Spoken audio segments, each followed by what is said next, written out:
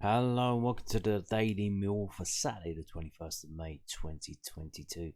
Now it is the second weekend of the closed season. So as expected, there's not a lot going on. There's really nothing new to talk about. There is no news today. So I'm gonna share some stats with you. You've probably seen these before if you watch my videos. This is from experimental361.com. These are what is called the scatter graphics, and it's the final one of the season because we're done and dusted. And we're going to have a look now. So Millwall firmly in the middle there, next to QPR. Well, what is this? So it's a shots taken versus shots faced per match. So basically, attack and defense. What's the balance? Now, obviously, you can see Fulham are way and above. They take 16 shots per match, and they only face 9 per match. So that's a really good team there, really good attacking team. Exciting to watch. Surprisingly, Coventry as well. West Brom. Basically all the good teams. Sheffield United, Bournemouth, Nottingham Forest. And then you got Stoke and Birmingham, Preston, so. And if you read the words in the top corners, you can see we are in busy attack, busy defense. So we're not that bad, but could be better.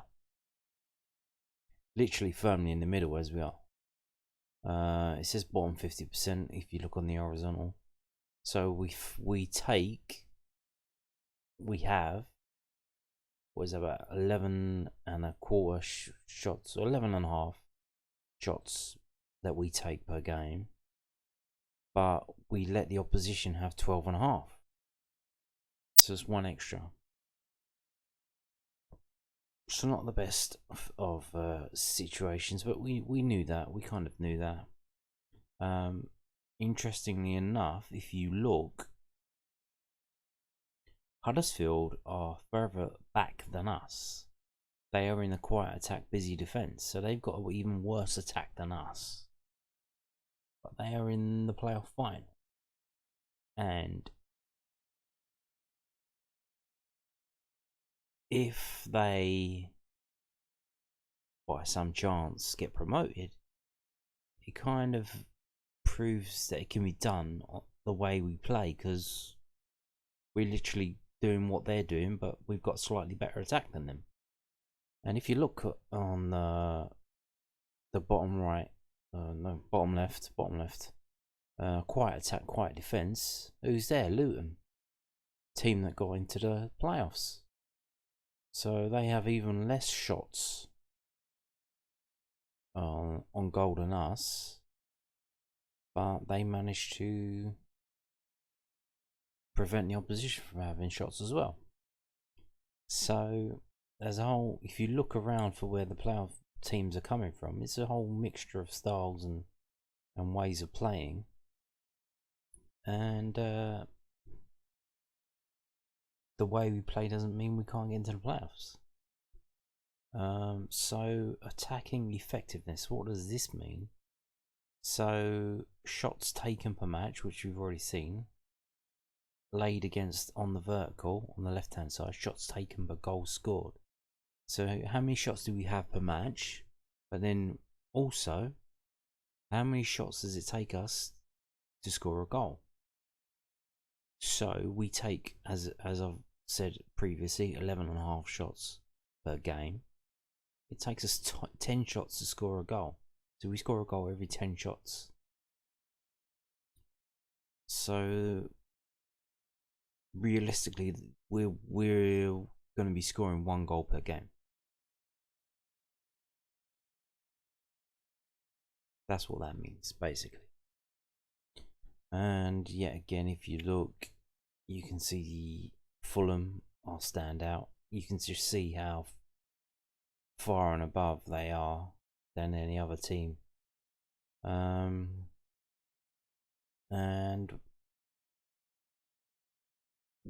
if you look in the corner for the word, well, in the quadrant that we're in, it's energetically wasteful, which I wouldn't call it energetically wasteful, but we are a little, I'd say mildly wasteful, because we're in the middle. So West Brom and Coventry are energetically wasteful, and we're mildly wasteful.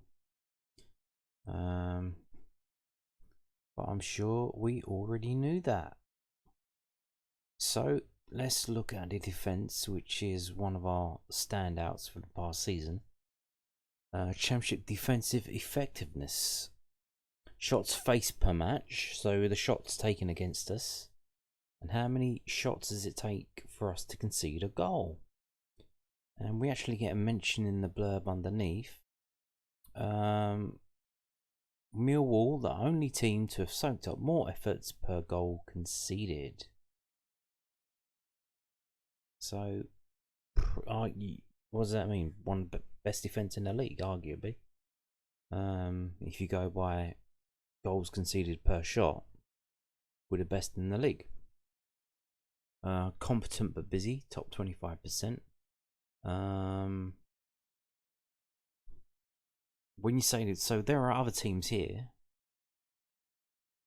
You look at Bournemouth, you look at Fulham. Yeah, they don't concede that many goals per shot, but they don't face that many shots. So the further along you are on the right, so Peterborough, Reading, Bristol City, they face the most shots, but it only takes 8 shots to concede for them to concede a goal. So that's why they're not very good. In terms of the farthest team to the right and up, that's us. We face a lot of shots, or we let the opposition have a lot of shots, but we don't concede that many goals. That's what that says. We're 12.5 shots on our goal per game per match every night per 90 minutes, because this is done over the season, and that's how they do it. And it takes 13 shots to score a goal. So, as we already know, the defence is bang on. Bussing. The defence is bussing. Which probably explains why they gave a contract extension to Sean Hutchinson. Like, literally right away as the old season ended. And with him being one of the probably best defenders in the league, and yes, the defense is firing on all cylinders, and we just need to do a bit more further up the pitch. Expected goals, so expected goals created versus allowed per match, and yet again we are bang in the middle. So expected goals created per match on the horizontal, and expected goals allowed per match. So this is basically the quality of chance that you let the opposition have, that you have on goal. The quality of chances is the higher the expected goal, the higher the quality of the chance. So we have, what would you say that was, 1.27 per game of our expected goals. Against us, it's 1.35. So again, our opposition's expected goals is higher than our expected goals, which is not that good. So we probably want to be doing a bit more further forward, but again, we knew that, and that is the final edition of these graphs, scatter graphics, this guy calls them, for the season. And there you go, that's it done. So moving on now to this one, footprints. What is this about? So as it says here, the clubs are listed down the side in the order they finished in the final league table. Each row shows how many days that club spent in each league position, based on where they finished at the end of the day. The season is considered to run from the date of the first match to the date of the last, excluding the playoffs. To make it easier to read across the row, I've added dividing lines in both directions to indicate the automatic promotion and playoff spots, the division between the top and bottom halves, and the relegation zone. There are also fainter outlines around each club's final league position. The idea of this is that you can see the footprint that each club left in the table this season. Some stayed at one end, others bounced around a lot more. This isn't supposed to be anything particularly profound, but when I ran it, I was surprised to see how much time certain clubs spent quite a long way from their final position and how far most travelled over the course of the season. So, yes, Millwall obviously there in 9th. And as you can see, I believe, if I can scroll down, so us and Bristol City are the only two teams not to have been in the playoff places or above, or in a relegation zone at any point that last season. So you can see here, positions 1, 2, 3, 4, 5, 6. No, not a single day was we in those positions. And in the relegation zone as well. Quite remarkably, from Luton all the way down to Coventry, none of these teams had any time in the bottom 3. And also, almost as remarkable, 3 of the teams that got into the playoffs spent time in the bottom 3. Like Huddersfield only 3 days. That's probably really early on in the season, probably after the first game. So does that really count? Probably not. But Forest and Sheffield United spent quite some time in the relegation zone, and they ended up in the playoffs, which is crazy. But this league is crazy. But let's turn back to Millwall. Yeah, we didn't spend any time in the top 6. We didn't spend any time in the bottom 3. We were just from 7th to 21st. We had a bit of time in 14th, 15th and 17th place, but we spent most of the season either 9th, 10th or 11th, and we ended up finished 9th. So, and we had 7 days at 7th, which was that right at the end of the season. Yeah, quite weird, quite weird. So, like I said, I've said in previous videos, we were always struggling to get up there, get up there, get up there. As soon as we got near, we would lose and drop back down. Snakes and ladders. We got up there, drop back down. Got up there again, drop back down.